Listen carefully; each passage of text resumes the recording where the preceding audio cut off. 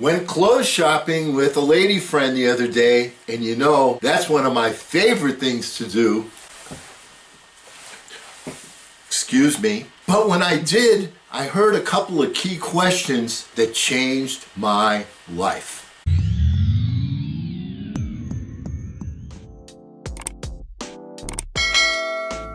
Hello again, everyone. I'm Eli's dad with Project Eli, where we educate, lead, and inspire. And you know, I heard these, went to clothes shopping, your lady friend, she goes and takes every hanger and looks at every single hanger, all right? And you say to yourself, why are they looking at every single hanger? All right, then pick something out, they do this, they do that, all right? Then they go, all right, I'm going into the dressing room.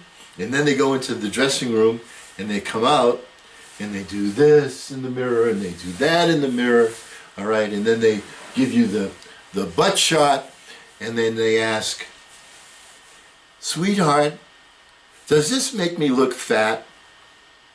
No, you put on some new clothing and now you're anorexic, all right? Eli, by the way, not the right answer. Let me give you the right answer.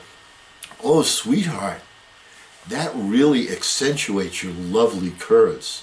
Looks good, all right?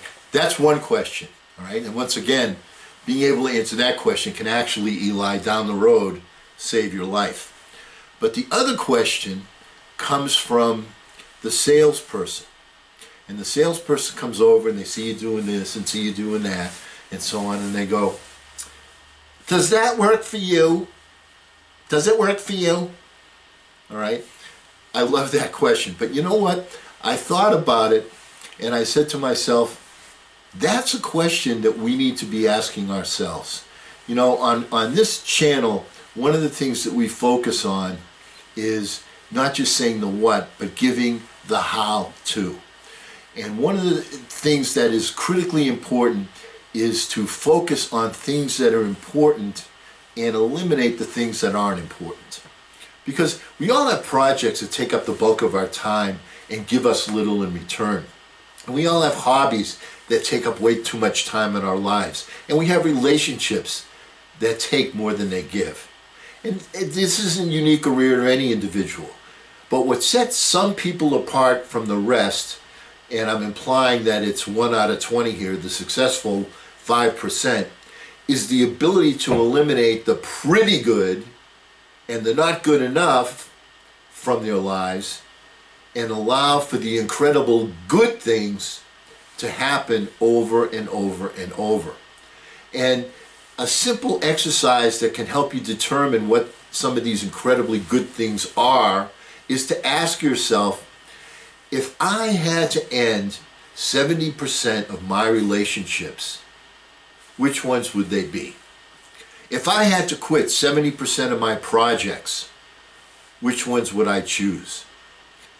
If I had to cut my time off by 70%, what would that leave me with? Now, just by answering those questions honestly, you're able to identify clearly which parts of your life are delivering the most value to you. You gotta ask yourself this question. Is it necessary? Is it helping me? What's it doing for me or my loved ones or my community in the long haul?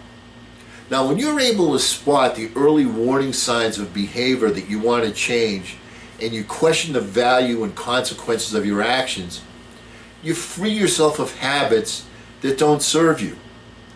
You know, I've got to be honest with you, I had an addiction at a very young age that I was able to overcome.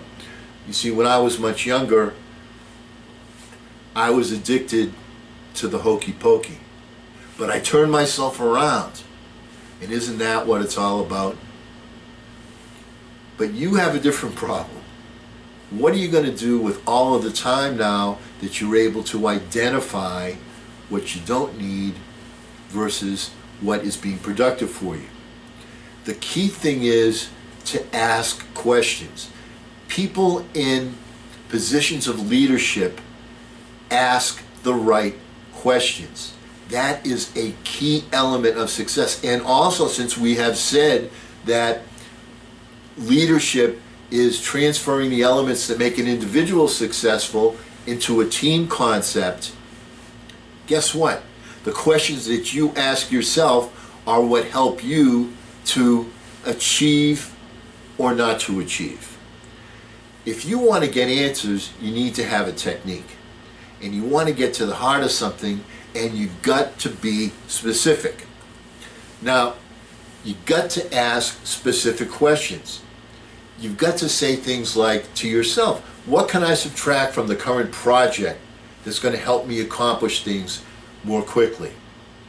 Subtractions work great for you if you use them, if you don't succumb to the peer pressure.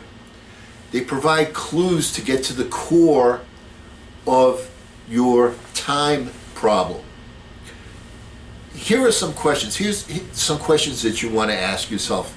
I want to give you a technique. I want to help you get to where you want to go. I want to help you to single out your purpose. I want to help you to get your time concisely set so that you're working on productive time and not distracting time.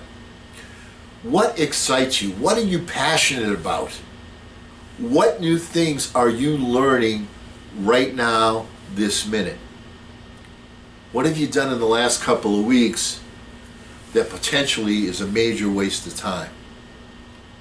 What is your number one goal? Where do you want to go in life?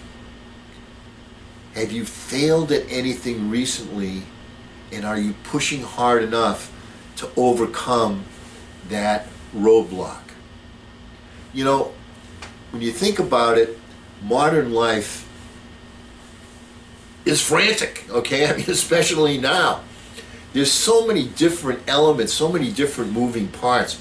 If you want to get to the heart of something, if you want to go deep, if you want to get right to it, it's all about asking the right questions.